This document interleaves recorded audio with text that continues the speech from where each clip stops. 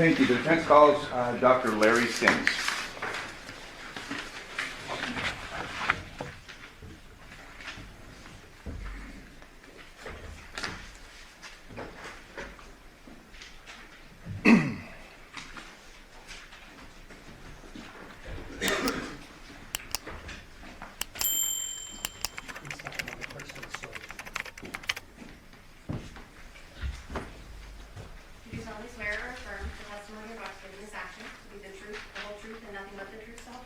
Yes, I do.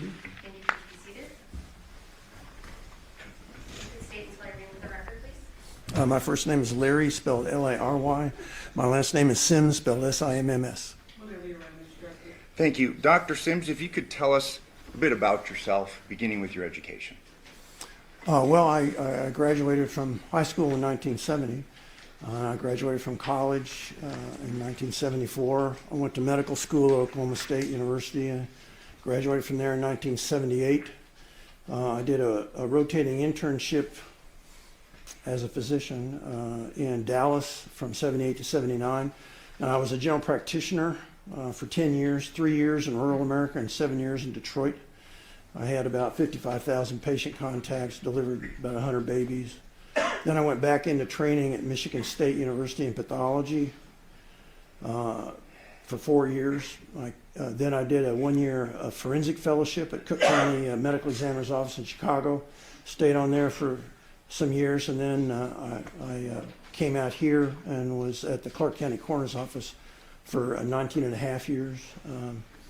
I maintain a licensed medical license in Nevada, and I'm board certified in anatomic pathology, clinical pathology, and forensic pathology. Doctor, so you were a coroner here in Clark County? Yes. 19 and a half years. Yes.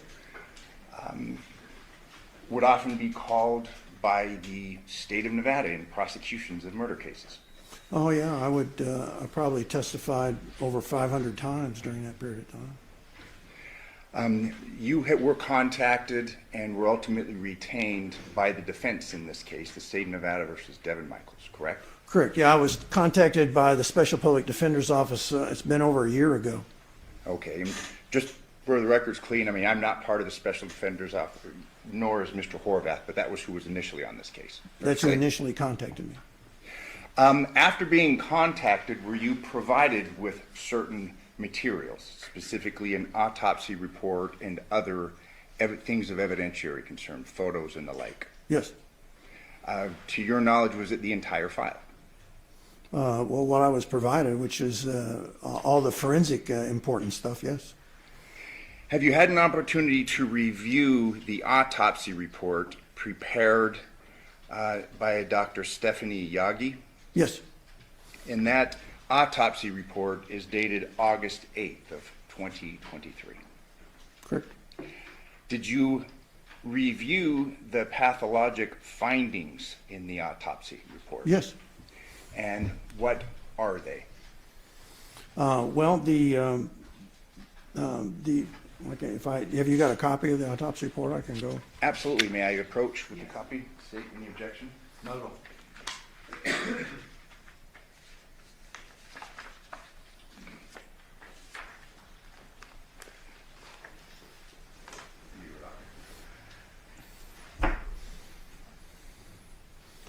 So the main two findings is she classified the death as homicidal violence, and then she noted that he had a fatty liver.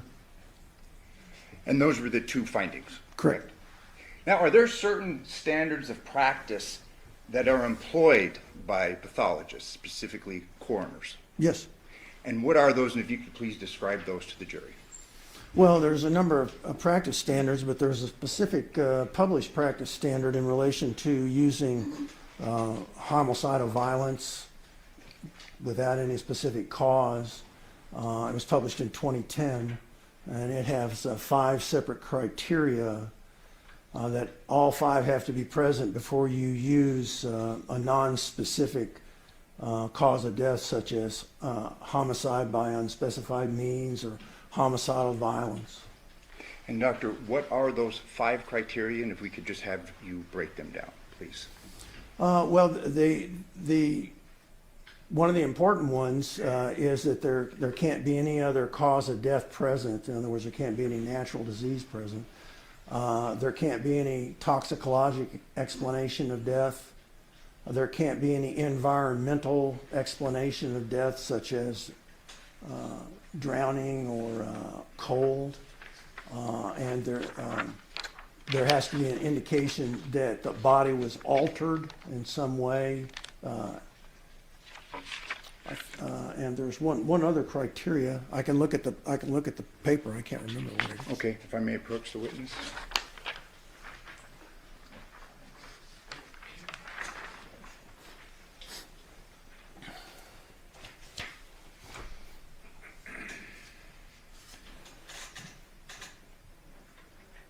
And then a specific cause of death can't be brought out of the whole entire data set, which means all the findings that are available. So.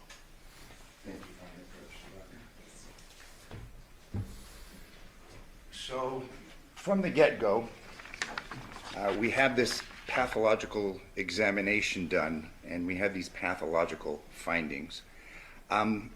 The first being homicidal violence. And you had discussed these 5 criteria. Let's focus on 2 of them, specifically no atomic cause of death. How is that a concern, and how did this examination and this opinion not follow the standard practice? Well, there are, in this particular case, that he actually has 2 natural diseases that could cause his death. His heart was enlarged, and he had a fatty liver. And those are obviously borne out through Dr. Yagi's analysis and review of the body, correct? Correct. There's another criteria I'd like to draw your attention to, and that's no toxicologic cause of death. If you could please explain that and the significance in this exam. Well, there has to be drugs can be present, but they have to be at low enough levels not to cause the death. Is kind of the main thing to take away from that. Or there can be drugs present that are not known to cause death, like a medicinal type of drug. So in this case and on this examination, there was a toxicology report, correct? Correct. And what were the findings of this toxicology report? Well, the main findings, he had a low level of alcohol below the legal limit for driving. His marijuana level was substantially above the legal limit for driving. And he had quite a bit of alcohol in his stomach, but not really very much in his blood, which indicates just that he had drank a significant amount of alcohol just prior to his death before he died. Let's break that down just a little bit, and let's start with the alcohol, where you just left off, Doctor. Are there different places where these draws are taken in order to arrive at the alcohol content of the body? Correct. It's very important to, without going into a lot of explanations, to take the blood from a certain region, because that region is more characteristic of the level of whatever drug prior to death. If you take it some other regions, it could actually be higher or lower. So in this case, was there both a blood draw from perhaps a leg or an ankle and from the stomach? Yes, they did both of those. If you could please explain those processes and the findings to the jury. Well, the blood was taken appropriately, and so I have good confidence in the alcohol level of the blood and the. Have you got a toxicology report, just so Yes. I make sure I don't say anything wrong? I believe, oh, absolutely, Doctor, I believe it's attached Part to of this? the back of the report.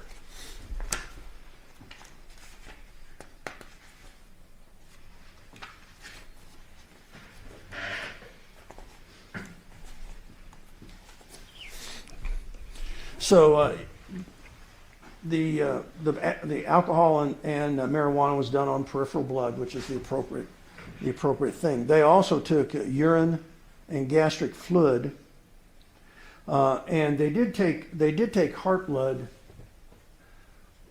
and they did measure the GHB level in the heart blood rather than the peripheral blood, which is not a good thing to do. It should have been done on the peripheral blood. Those are the main things. And focusing in on the alcohol content, you had testified that in the blood it was not particularly high, correct? Correct. But then you made reference to the alcohol in the stomach. If you could please explain the significance of that. Did that denote recent drinking, heavy drinking? What would that indicate? Yes, he had, it was about 30 times higher in the stomach fluid than in the blood. So he had drank, a couple of, some significant alcohol that had not been absorbed yet into his blood. Now, if the THC content, it was significantly above the legal limit, correct? Correct, yeah, the legal limit is 2 and his was 26. So over 10 times the legal limit. Correct. THC.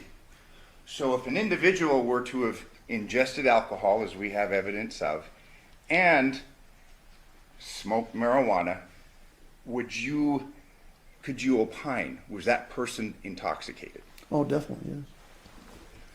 If we had heard testimony that this person had gone to sleep or shouldn't be driving, a family member was concerned about him driving, would that be consistent with the findings of this pathological report? Yes.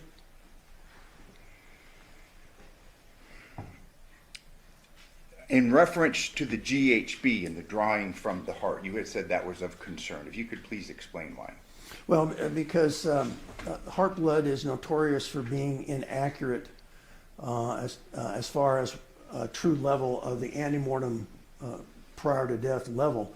I'm not saying it's completely inaccurate, but it would be better to do that on the peripheral blood, which is what the other toxicology was done on, than the heart blood. But even given that, the DHB level wasn't into any significant toxic range. Turning your attention back to the findings concerning cause of death, manner of death, and specifically the standards of practice, these 5 criteria.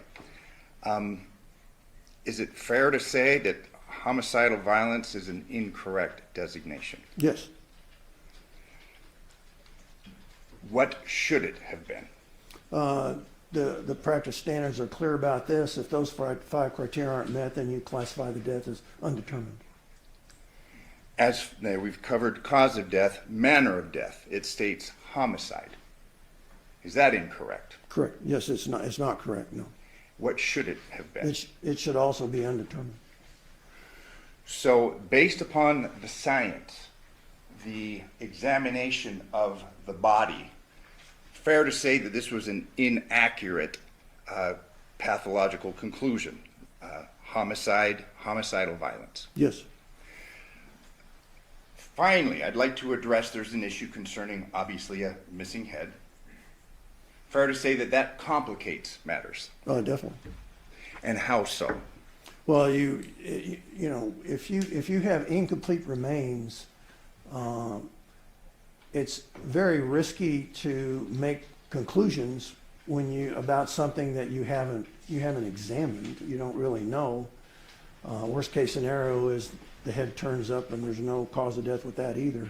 So in this particular situation, that would preclude you from scientifically, objectively assigning a cause or manner of death.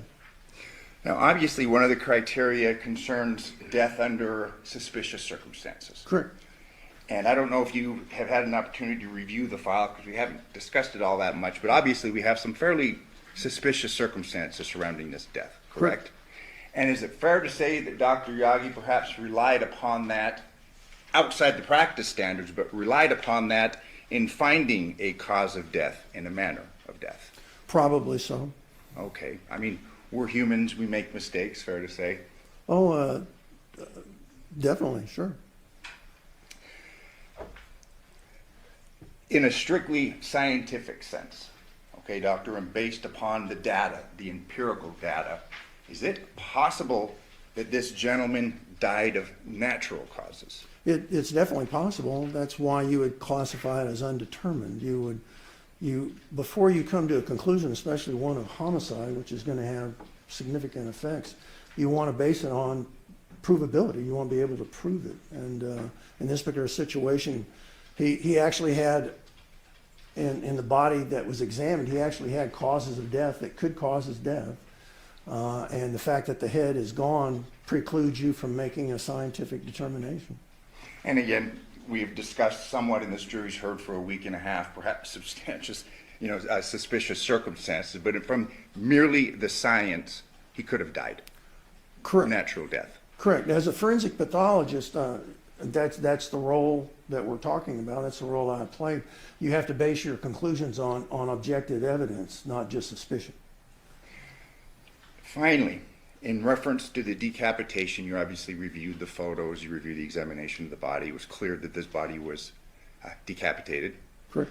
Any opinion was it post-mortem? Does the evidence indicate that this happened after death? Definitely. It was examined by an anthropologist, or an anthropology team, I guess it was, and they concluded that it was a post-mortem decapitation, which I don't disagree with. Based upon the circumstances, you reviewed the evidence, fair to say it probably happened close in time of death and decapitation. That's an excellent question. It might be very, very difficult to say that. There's no doubt that the blood was still liquid, but that would be liquid for a number of hours. So it's more likely that it was, but as far as being able to objectively prove it, you'd have to do a substantial number of kind of uncommon tests to do that. And in reviewing Dr. Yaga's report, in fact, she enlisted an anthropologist to do further analysis on C2 and C3, correct? The findings of that anthropologist was that the head was severed using two instruments, correct? Correct. A handheld knife and a mechanical powered saw. Correct. Did you take issue with those findings? Well, after reviewing all the pictures and looking at them, there was an area in the skin that had, in my experience, the characteristics of a chainsaw.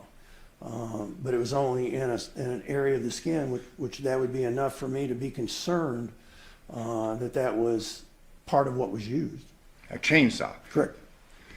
So while we have the anthropological findings on the bone, did you view any follow-up evaluation or analysis on the skin that you're referring to? No.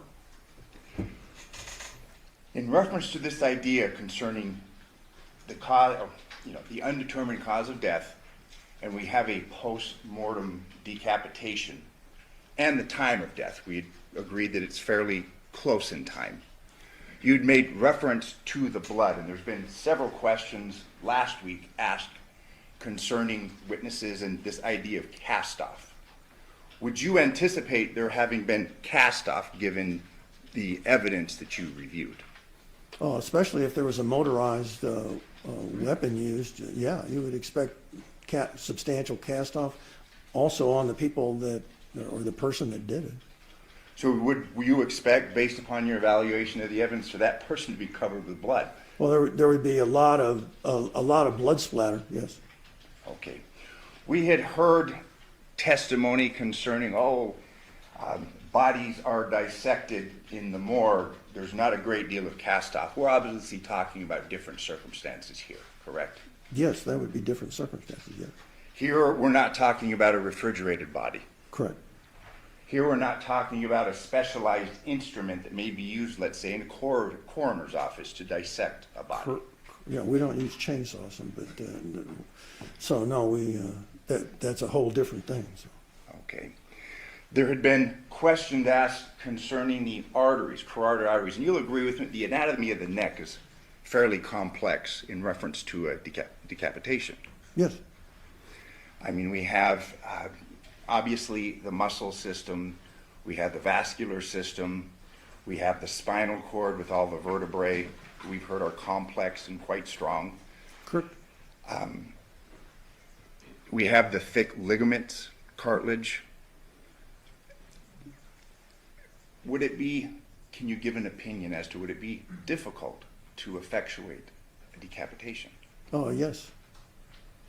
Especially if you're just using a handheld knife, would be very, very difficult. And in this case, we've made reference to a handheld knife and a mechanical powered saw. Again, it's an undertaking. Correct. We would expect to see cast off and blood, correct? Correct.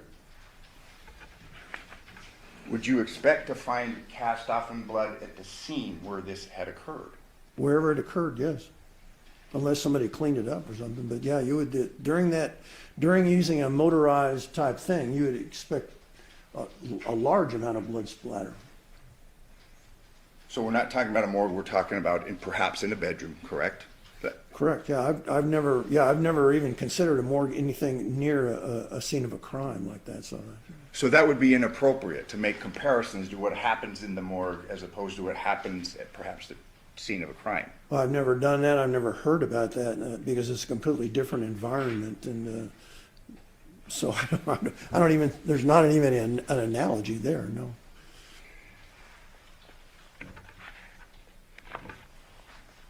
I could have the court's indulgence just one moment.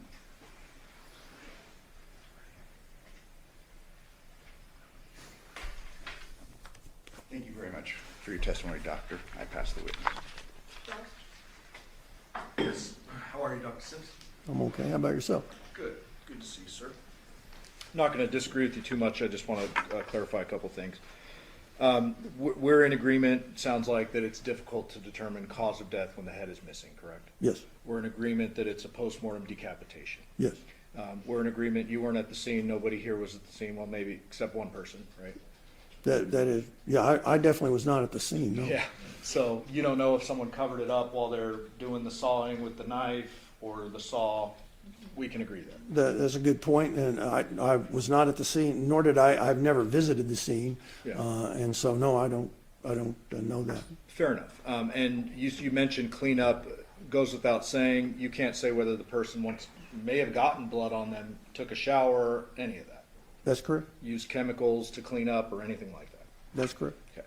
Are you familiar with the term hesitation marks? Yes. What does that mean? So those are primarily in relation to sharp force injury, and they can occur in somebody trying to kill themselves or when they're going to kill somebody else. And it's a mark where you're considering making a cut and you become afraid, or there's some reason that you don't, and so you leave just a superficial injury. And you mentioned some of the cuts to the back of John's neck. Correct. You're not telling this jury that it was, in fact, a chainsaw used, correct? No, I just talked about one area that was that I picked out, seeing the photographs, that was concerning to me. Sure. But you'd agree there are hesitation marks. Definitely. It looks like somebody who went to do it was like, oh my God, I can't believe I'm doing this kind of thing. Definitely. There were multiple hesitation marks, yes. And with regard to the tools, that was sent out to a forensic anthropologist, and there's tool mark experts, et cetera, right? Correct. Yeah, that is a specialized type of analysis, and I thought they did a pretty good job. Okay, and that was going to be my next question. Are you calling into question Dr. Burns and her associates' work? No, I read it. They took very good photographs. They made the proper, in my opinion, the proper descriptive statements. So if that report would have came back to me, I would have adopted the report. Sure. And it's a report. You didn't prepare a report, I've been told, in this case. No, I didn't. I was never asked to prepare a memorandum or an email or anything about anything. I was just the reason I was originally contacted with this from the Special Public Defenders. They were puzzled about the cause of death. They didn't quite understand it. So. We are in agreement that the decapitation is not the cause of death. That is correct. You would agree with me? We've had cases together before back in the day. You would agree with me that a single blow to the head with a large blunt object can kill a man? Yes, they can. And you've probably seen lots of those cases. Blunt force injury is a common mechanism of death, yes. And there is a difference between the terms homicide and murder, correct? Definitely. Homicide is a medical legal definition, and You know it better than me. I think it's death at the hands of another. Correct. It basically talks about a mechanism. Murder is a legal conclusion because there can be justified homicides. Sure. Or unjust. Murder is an unjustified homicide. Right. Gotcha. My point is you're talking about whether or not it's a homicide. You're taking issue with Dr. Yagi's terminology.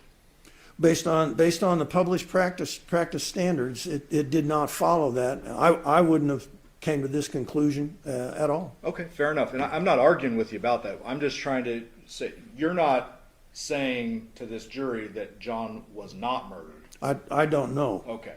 Murder can be proven by other means, not just your narrow medical legal determination. Oh, definitely it can. The jury can come to whatever conclusion based on all the data. Yeah, phones, video, even confessions. Correct? Murder and homicide, two different things. Correct. Pass the witness. Thank you, sir. Any follow-up, Mr. Drexler? Yes. Suffice it to say that based upon the evidence available, you could not say this person died of a blow to the head, could you? No. That would be reckless. Yes. There would be no evidentiary basis for that, so I wouldn't say that.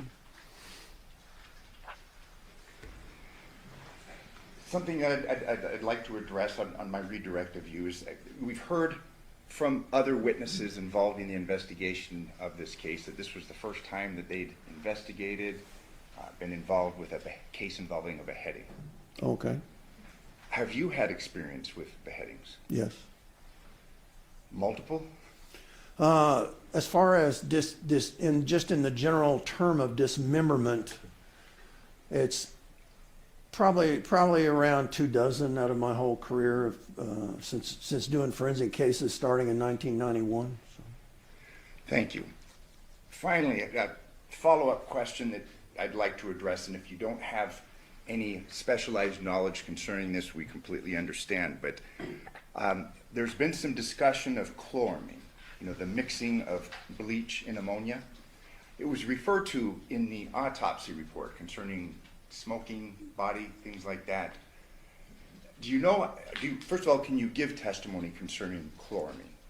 No, I don't. That's a criminalist. A criminalist gives testimony about that. I mean, I've definitely been in cases involved in that, and they've talked to me about it. I mean, I can tell you what they told me, but I have an independent. That's not something that I include in my reports or in my estimations because there's somebody that are better experienced and better knowledgeable than I am. So you have no opinion as to how long this chloramine may exist? Let's say you put bleach and ammonia together, it's on a body. No time frame, how long that'll be, nothing, can't give any testimony concerning that. No, I mean, you can tell that it caused discolorations in the skin from a pathologist's point of view, but I don't have any opinion about that, no. Thank you, doctor. I have no further questions. Any follow-up, Steve? No, thank you. Ladies and gentlemen, the jury have any questions for this witness? Do you write a question on a full sheet of paper with your name and your jury number? And Counsel Hirsch? Dr. Sims? If the handheld knife were described to you as a meat cleaver, would it be better to understand that the head could be removed easier than using a knife? Yes. Okay. I'm sorry, Mr. Bassett, any follow-up based on the jury? But in addition to this knife and again, the findings were of a handheld knife, correct? Correct. Would you expect a cut to be different from a handheld knife versus a meat cleaver? No. Similar? Yes. However, in addition to a blade, based upon the findings, we're to understand that a mechanically powered saw was used. That is correct. Yeah, whether it was a reciprocating saw or a rotary saw or whatever, they didn't go any further than that. But it was some kind of powered instrument. Thank you. I have no further questions. State, any follow-up based on the jury question? No, thank you. Do ladies and gentlemen, have any further questions for the witness? Yes, if you write a question on a full sheet of paper with your name and your jury number. Okay, Dr. Sims, is it a regular practice for the medical examiner to call in a criminologist when chemicals are used? It would be if that is an issue, a recognized issue in the case. It's not some just minor finding, and that is correct. Yes.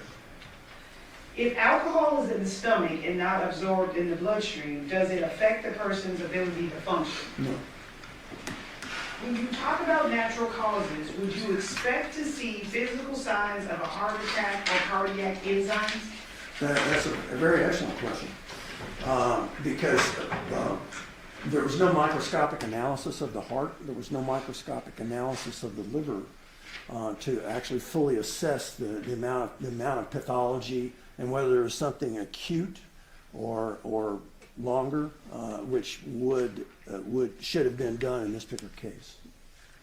In terms of the liver, if fatty liver disease progresses, would you expect to see signs of jaundice or bad enzyme levels? That's also an excellent question. So in his particular case, it had not progressed to cirrhosis as yet, but without getting into a lot of pathology, the storage of fat in the liver disrupts the liver's ability to function, and the function is the main metabolic organ that takes care of all toxins in your body, whether they're drugs or anything else. And so when you lose that, then you allow a higher level of those toxins to be in your bloodstream, which can cause death. And that's how it operates. Okay. Mr. Dexter, did you follow up based on the jury? Yes, just briefly, in reference to the question, the alcohol, based upon your test in the stomach, based upon your evaluation of this person was clearly intoxicated. Well, the marijuana was really high, and it also worked with whatever little alcohol was present. Both of them are central nervous system depressants. So there's what's called a synergistic effect. So we would expect then alcohol in conjunction with the THC, this person was pretty loaded. It was definitely under the influence of marijuana for sure, yes. Finally, in reference to this cast-off post-mortem, you'd expect, under the circumstances of this case, for there have been significant cast-off. If there was a motorized, there can be cast-off even with a handheld knife, depending on how the person is using, but it's going to be very small compared to the cast-off from any kind of motorized cutting instrument. Thank you. I have no further questions. Any follow-up statement? No, thank you. Do the ladies and gentlemen of the jury have any further questions for this witness? Okay, seeing no response, sir, you are excused. Thank you very much for your testimony here today. Thank you.